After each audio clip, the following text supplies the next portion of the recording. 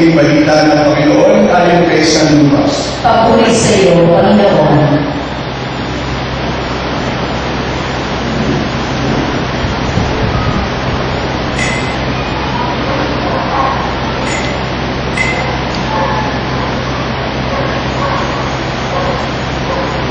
Si Maria ay nagmamadaling pumunta sa isang bayan sa kapuluran ng Judea. Pagdating sa bahay sa Marias, binati niya si Elizabeth. Nang marinig ni Elizabeth ang bati ni Maria, nagkagalaw ang sanggol sa kanyang tiyan. Napuspos ng Espiritu Santo si Elizabeth at buong galaw niyang sinabi, "Bukod kang pinagpala sa bayan lahat, at pinagpala naman ang iyong dinadalang anak. Sino ako upang dalawin ng ina ng aking Panginoon? Sapagkat pagkarinig ko ng iyong bati, ay nagagalaw sa tuwa ang sanggol sa aking tiyan. Mapalad ka sapagkat nanalo ka matutupad ang ibinasabi sa iyo ng Panginoon."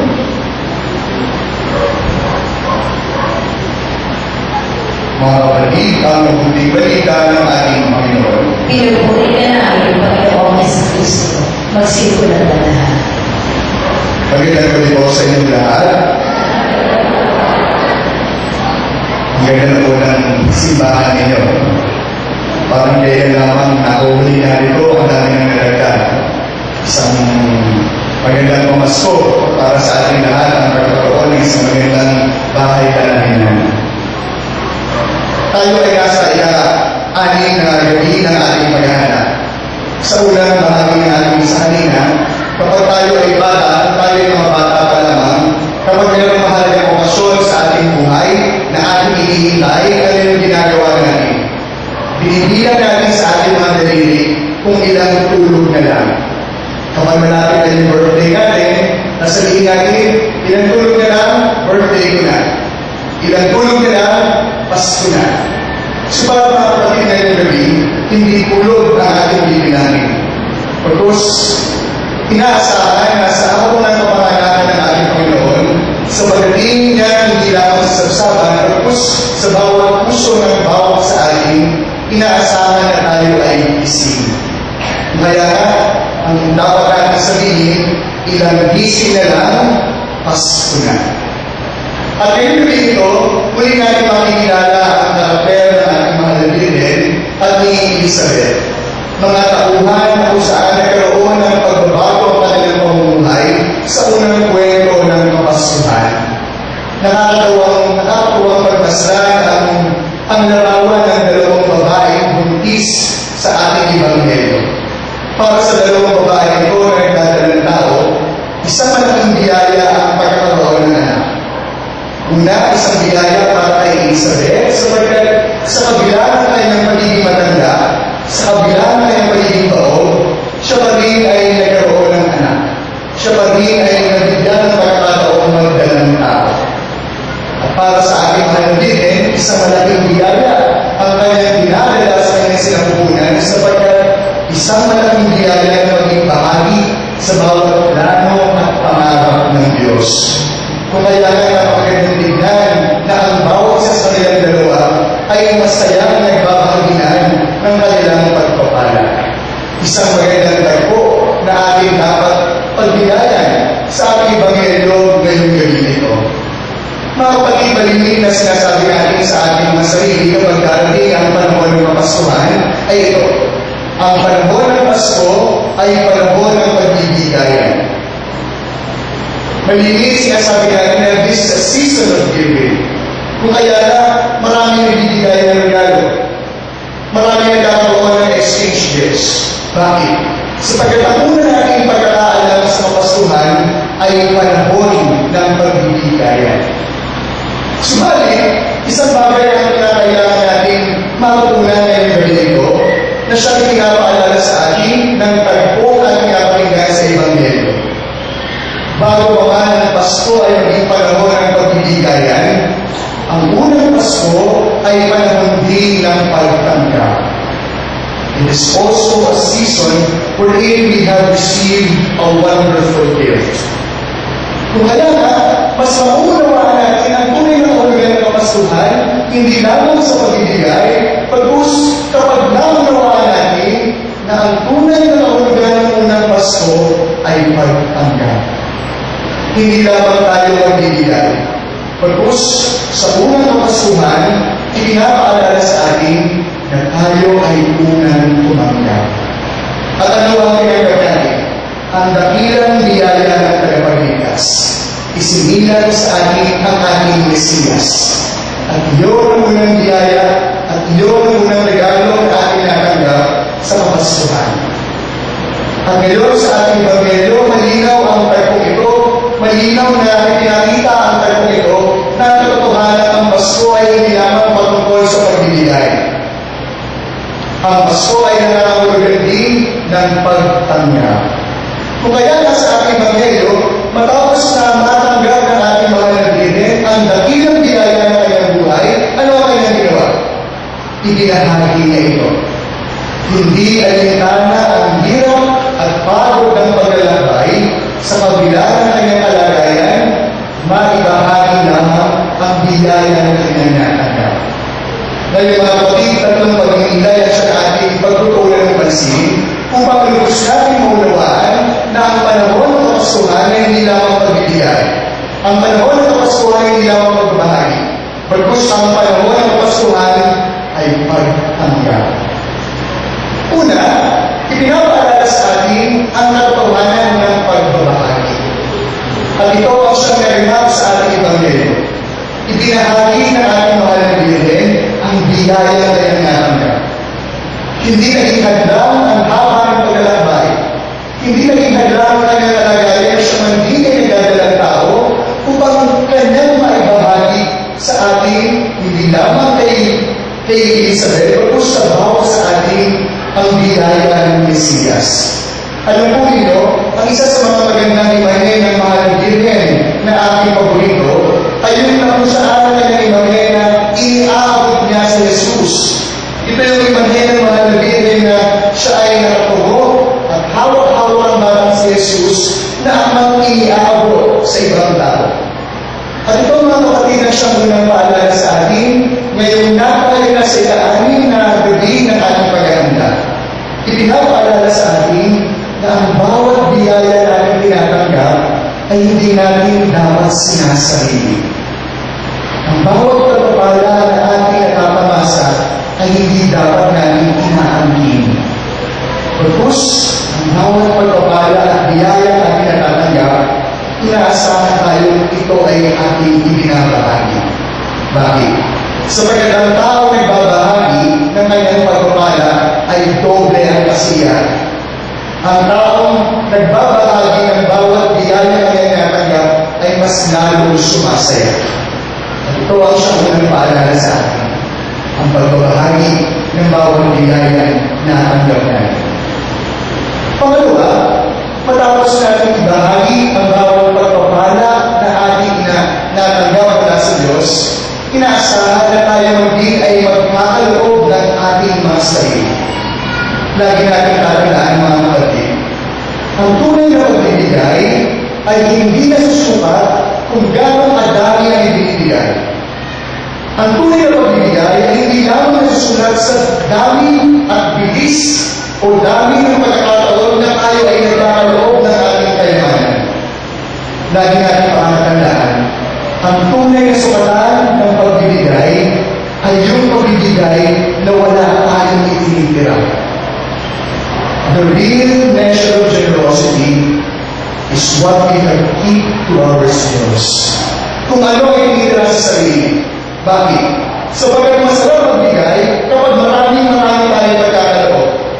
Masarap magkaloob kapag maraming naman ang ating bulsa. Masarap magbahagi kapag hindi tayo nawawalan. Subalit, ano ang paalala sa atin? Masarap magbigay sapagkat ang tunay na sukatan ng pagbibigay ay yung wala na itira. Walang itinitira sa sarili. Bakit? Sapagkat tayo magbibigay, hindi dahil gusto natin tumulong. Tayo ay magkakaloob na natin sa sarili, hindi sapagkat ito ay maganda sa pakiramdam. Bagkus tayo ay magkakaloob sapagkat mas pinipili natin magmahal.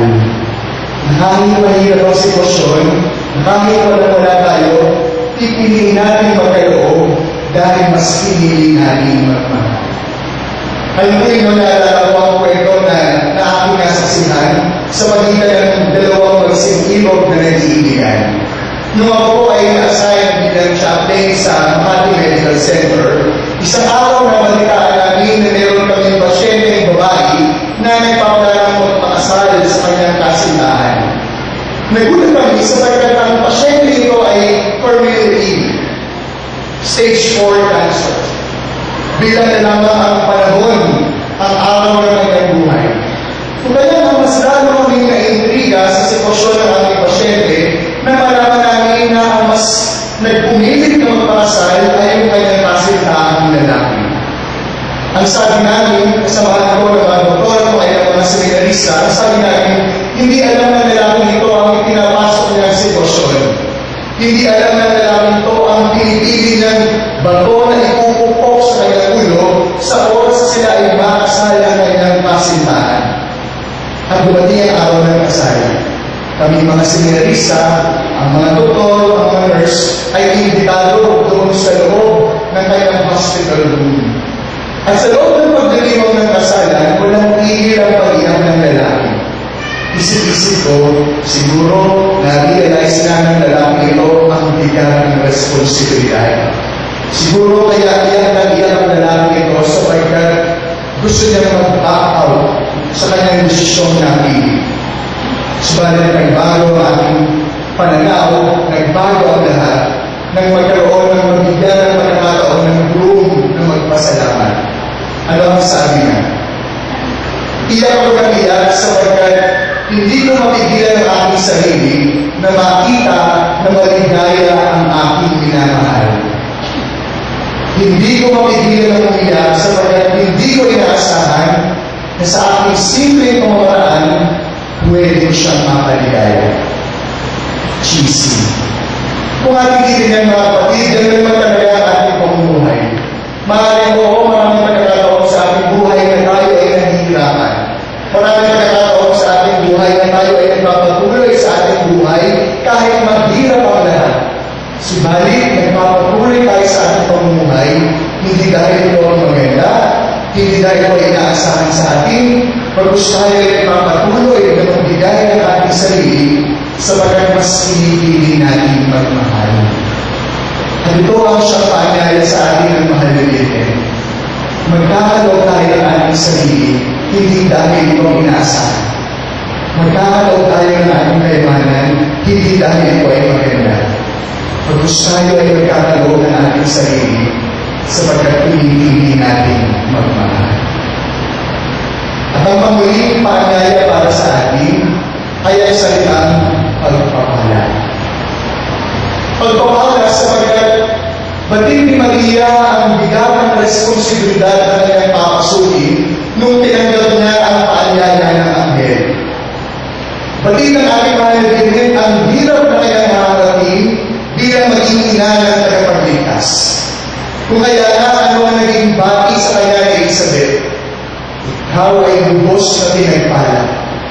Hindi sinabi na ikaw ay babaeng puspos ng pananampalataya. Bakit? Sapagkat natin natin tatandaan, kapag ang buhay natin ay napuspos ng pananampalataya, tayo man din ay mapupuno ng biyaya. Kagaya ng mahal na Birhen, ang biyaya na nagkakanggap ang hindi nagtapos doon sa pangalan niya kay Jesus sa Sabat. Pagkus ang biyaya na nagkakanggap ng mahal na ay nagsilbing puno ng kanyang buhay upang kanyang mapagtagumpayan ang lahat ng pagsubok bilang ina ng tagapagligtas. At ito mga kapatid ang siyang panghuling paalala sa atin. Sa bawat pagkakataon ng ating buhay na tayo ay nanghihirapan. Sa bawat pagkakataon ng ating buhay na tinabaga madilim ang bukas sa ating hinaharap, isang bagay ang paanyaya sa atin ng isang ito. Magtiwala sa Diyos. Maging matibay ang ating pananalig.